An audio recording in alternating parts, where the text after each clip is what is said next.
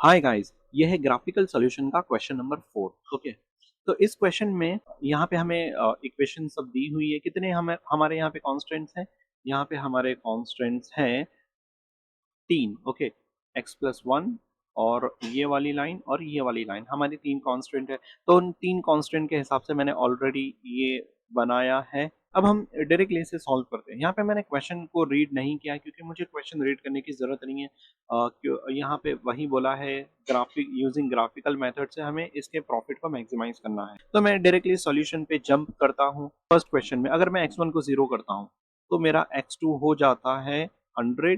और इसी तरीके से अगर मैं x1 को 0 करता हूँ तो मेरा x1 बन जाता है 100।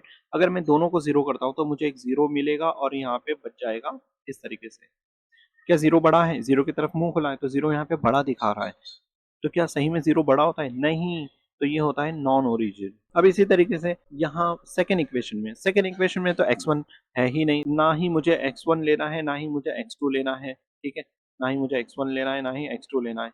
मुझे डायरेक्टली एक नंबर मिल गया है, x2 पे 125 बनाना है। ओके, अब अगर मैं यहाँ पे 0 लूंगा और 125 लूंगा, कौन सा किसकी तरफ मुंह खुला है? 125।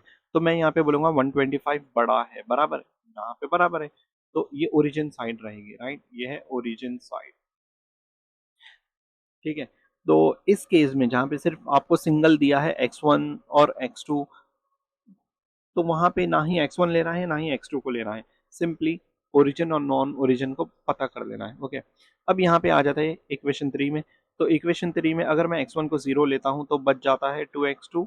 और जब ये यहाँ पे जाके डिवाइड होगा तो बन जाएगा 150। ओके, x1 की बात हो गई। अब x2 को लेते हैं।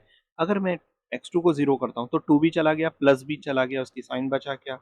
x1 और लेस देन 300। अब क्या करते हैं? अब दोनों को 0 लेते हैं तो हमारे पास कुछ इस तरीके का आएगा। यहाँ पे मुंह किसकी तरफ खुला है? 300 की तरफ खुला है। तो 300 यहाँ पे बड़ा है, मैक्सिमम है। तो क्या सही में 300 0 से बड़ा होता है? हाँ। तो हम लिखेंगे, ये कंडीशन राइट है, तो हम लिखेंगे ओरिजिन साइड। तो इस तरीके से मैंने तीनों क्वेश्चन को यहाँ पे सॉल्व कर लिया है। अब आती है ग्राफिकल सॉल्यूशन की। लेकिन ग्राफिकल सॉल्यूशन से पहले मैं यहाँ पे नंबर्स देख लूंगा। यहाँ पे नंबर्स क्या है? 100, 300, ओके, और 125। तो बेसिकली 50 से मेरा काम हो जाएगा। मैं 50-50 से अगर करता हूं तो यहाँ पे इजीली ड्रॉ कर लूंगा।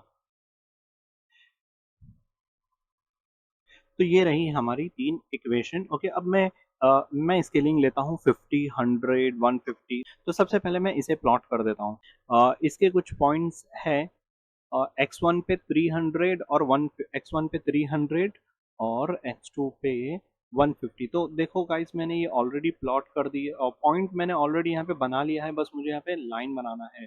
तो मैं यहाँ पे एक लाइन बना देता हूँ और ये जो इक्वेशन है ये जो इक्वेशन है मैं इसको इसे दे देता हूँ। ठीक है, ये लाइन बन गई। अब ये वाली लाइन मैं बनाता हूँ, x पे 100 और x2 पे भी 100। तो यहाँ पे मैंने ऑलरेडी पॉइंट बना दिया है 100 और x पे 100। यहाँ पे मुझे पॉइंट नहीं लेना है, यहाँ पे मुझे लाइन लेना है। तो लाइन लेना है 100, दोनों पे 100 100।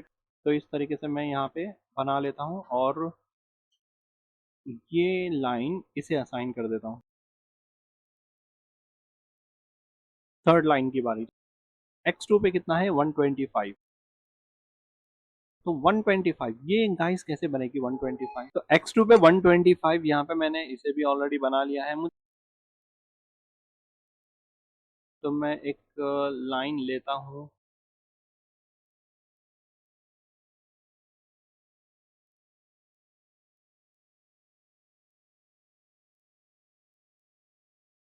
और इस तरीके से मैंने इसे भी असाइन कर लिया है। मैं इसे साइड में यहाँ पे असाइन कर देता हूँ, इधर इधर दे देता हूँ। ओके, तो यहाँ पे मुझे ये सारी इक्वेशंस की लाइन यहाँ पे मिल चुकी है। अब मैं क्या करूँगा? अब मैं यहाँ पे नंबरिंग दूंगा। ओके, तो नंबरिंग में सब पहला रीजन, दूसरा रीजन, तीसरा रीजन, ये है चौथा रीजन, ये है पांचवा रीजन। ऐसे मेरे 5 रीजन बने हैं, बराबर। अब मैं यहाँ पे देखूंगा कि मेरी ओरिजिन और नॉन ओरिजिन कौन सी है। ओके, तो बेसिकली क्या होता है, जो लेस देन वाली होती है, ओके, जो लेस देन वाली होती है वो ओरिजिन होती है। देखो यहाँ पे 125 बड़ा है, बराबर, तो यही ओरिजिन है।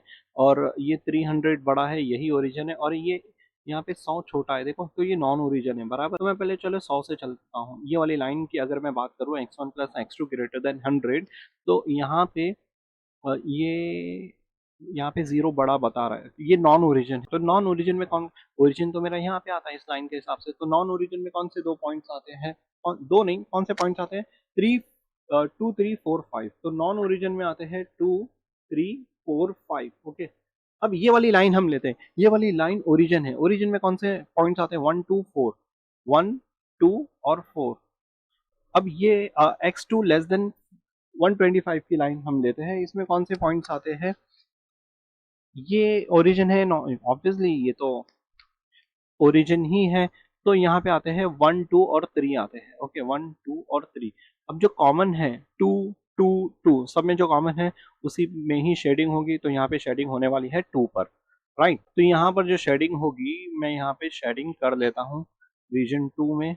ओके, अब इसके कॉर्नर्स कौन कौन से हैं, इसके कॉर्नर्स कौन कौन से हैं, तो इसके कॉर्नर्स है 1 2 3, ये चौथा। तो यहाँ पे एक पॉइंट मैं डाल देता हूँ, ये वाला पॉइंट है कुछ, राइट। तो ये पॉइंट मैंने डाल दिया। अब मुझे इसके कोऑर्डिनेट्स लिखना है, ठीक है। तो मैं इसके कोऑर्डिनेट्स कैसे लिखूंगा, तो मैं इसे नाम दे देता हूँ, ये है मेरा पॉइंट ए, ये है मेरा बी सी, और ये है मेरा डी। अगर कोई पॉइंट एक्स एक्सिस पे है तो उसका y जीरो होता है, ये चीज याद रखना, उसका y जीरो होता है। अभी ये देखो, b का भी y जीरो रहेगा। ओके, और ये पॉइंट, ये d है, d का भी क्या रहेगा, y जीरो रहेगा। और ये पॉइंट कौन सा है, इसको तो मैंने नाम ही नहीं दिया, ये a b c और ये d। ओके, ये वाला पॉइंट d है। तो ये जो पॉइंट है इसको मैं नाम दे देता हूँ e। ओके, तो मेरा e क्या रहेगा, मेरा e का y जीरो रहेगा बराबर। तो मेरे दो पॉइंट y के ऊपर है और दो पॉइंट x के ऊपर है। ये पॉइंट कौन सा है x पे, ये है 100। ये पॉइंट कौन सा है, ये है 300 बराबर। जो पॉइंट y पे रहेगा उसका x जीरो होता है बराबर। तो मैं एक काम करता हूँ, इसे मिटा देता हूँ। तो जो पॉइंट x पर है उसका हमेशा y जीरो होगा, और जो पॉइंट y पे है, तो यहाँ पे दो पॉइंट y पे है। देखो मैंने इसका तो नाम दिया ही नहीं है, तो एक काम करता हूँ, मैं इसका नाम दे देता हूँ पहले, ठीक है। इसका नाम मैं दे देता हूँ e बराबर। तो जो पॉइंट y पे है, जो पॉइंट y पे है उसका x जीरो होगा, उसका x जीरो होगा बराबर। तो अब यहाँ पे y कितना है 100, यहाँ पे y कितना है 100, और यहाँ पे y कितना है, ये वाला पॉइंट 125, यहाँ पे y कितना है 125। और जो पॉइंट, जैसे पॉइंट सी, इसको मैंने नाम दिया है पॉइंट सी, तो जो पॉइंट ना एक्स पे है ना वाई पे है, तो उसको हमको ढूंढना पड़ेगा। ओके, तो ये 50 है एक्स पे और ये वाई पे है 125। ओके, तो इस तरीके से मुझे तीनों पॉइंट्स मिल गए हैं गाइस। अब मैं यहाँ पे सॉल्व करने जा रहा हूँ। तो गाइस जो मुझे इसके कॉर्नर्स के जो पॉइंट्स मिले हैं ए बी सी डी, वो मैंने यहाँ पे लिख लिया है। अब मुझे क्या करना है, अब मुझे इन पॉइंट्स को इस इक्वेशन में डालना है, right.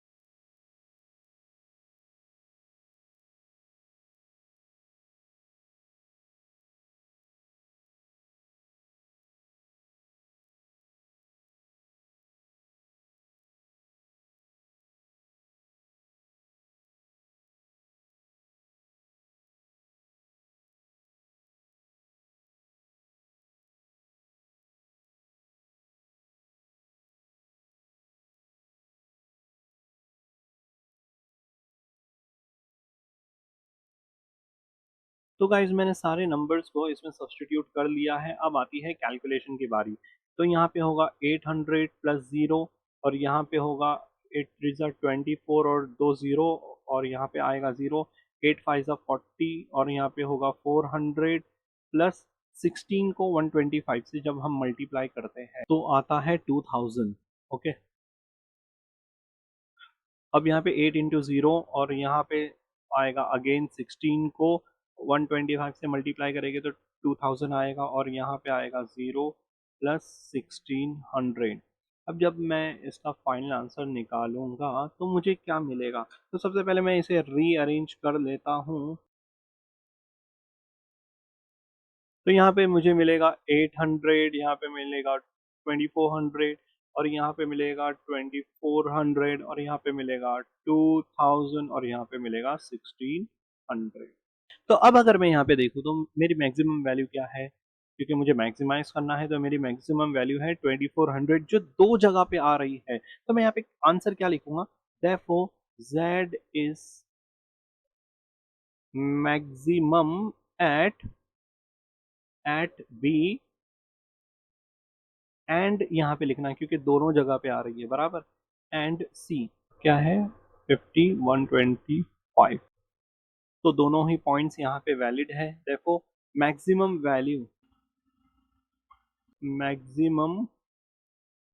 Value of Z is 2400। That's it.